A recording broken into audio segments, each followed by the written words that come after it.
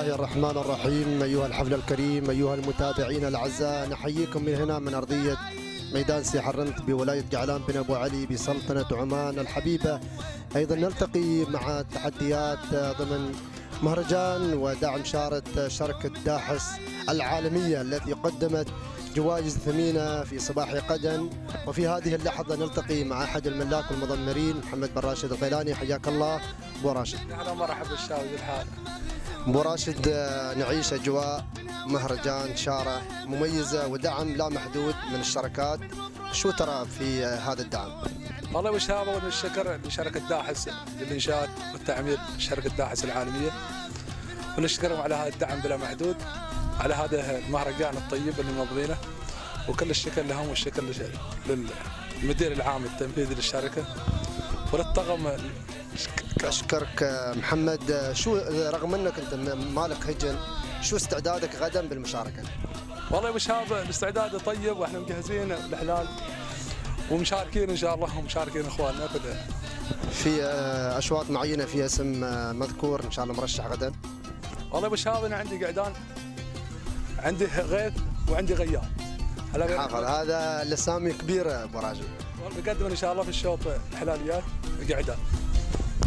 كلمه قبل الاخير توجهها؟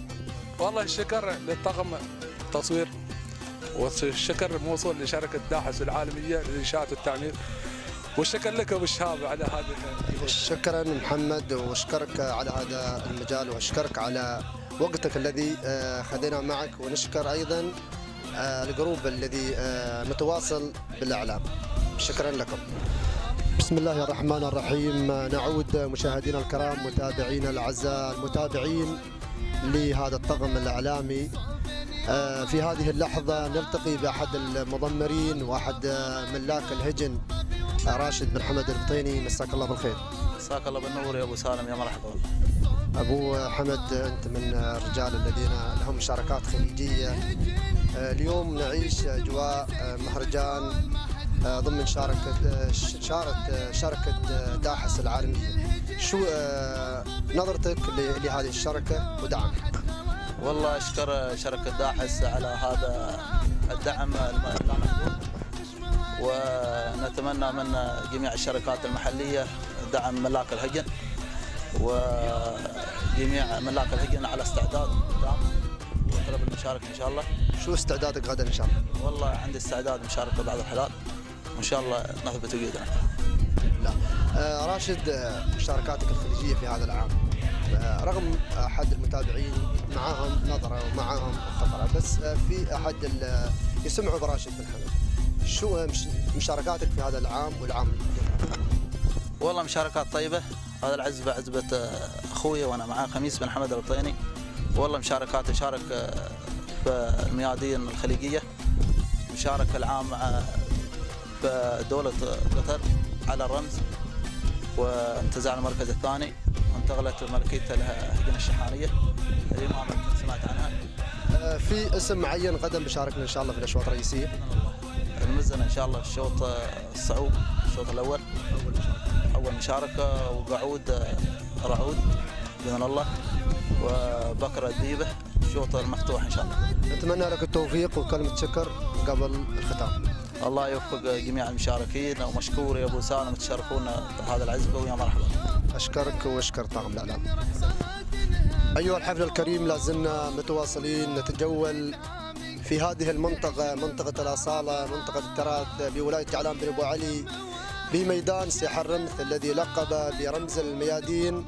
ونحن نعيش وايضا نتجول في احد العزب التي تعتز بالنواميس، وايضا التحديات مع رجل عاش ايضا المنافسات، وعاش ايضا هذه الرياضه منذ الصغر، الحاين بسلطنه عمان او بدول ايضا الخارجيه. صبيح بن محمد المخيبي، احد الاسماء القويه. حياك الله ابو فري. مرحبتين والشعب، حياك الله. ابو فري، اليوم نعيش اجواء ايضا قبل انطلاقه شركه داحس العالميه التي قدمت هذه الشاره. اولا شو تقول في هذه الشركه التي دعمت هذه الرياضه؟ والله هذه شركة داحس جزاهم الله خير، دعمونا ونوجه لهم التحية والسلام وجزاهم الله خير على هذا المجهود الطيب. استعدادك ان شاء الله باذن الله في سباق الشارة داحس. ان شاء الله مستعدين باكر نشارك والتوفيق بيد رب العالمين. ابو فري، ايضا نتابع نحن احد الميادين بسلطنة عمان. شو تشوف التنظيم في ميدان سي حرم؟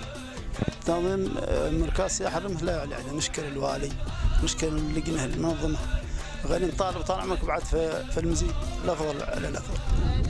انا ارى شباب من عشاق الرسالة خاصة بولاية جعلان بن عبادي داعمين هذه الرياضة بالشوار بالهجن. شو اللي توجه لهذا الشباب؟ نوجه لهم طال عمرك بالمشاركات دائم، وحان طال عمرك الولاية نشارك على مستوى السلطنة وخارج السلطنة في مجلس التعاون.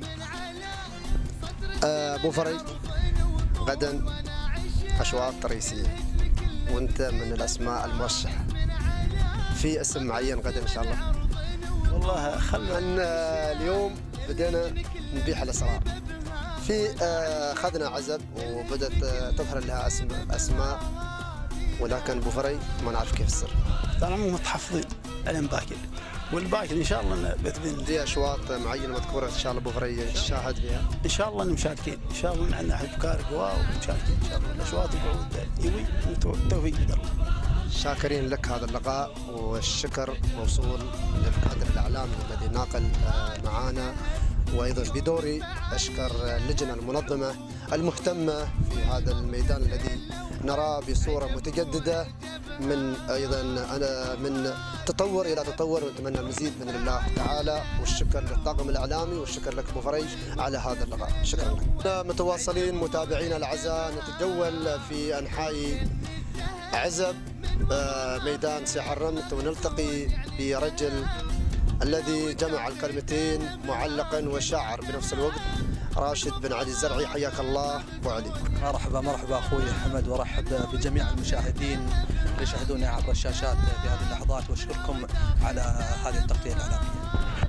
ابو علي، رغم انك حاجز كلمتين تعليق وشاعر، كيف نظرتك في الاستعداد غدا، وشو رايك في هذا الدعم المتواصل من شركة داحس العالمية التي صراحة نفتخر بها بدعمها وتشجيعها لهذه الرياضة، رياضة الهجن العربية الأصيلة الذي نعيشها هنا بدار الأصالة بسلطنة عمان؟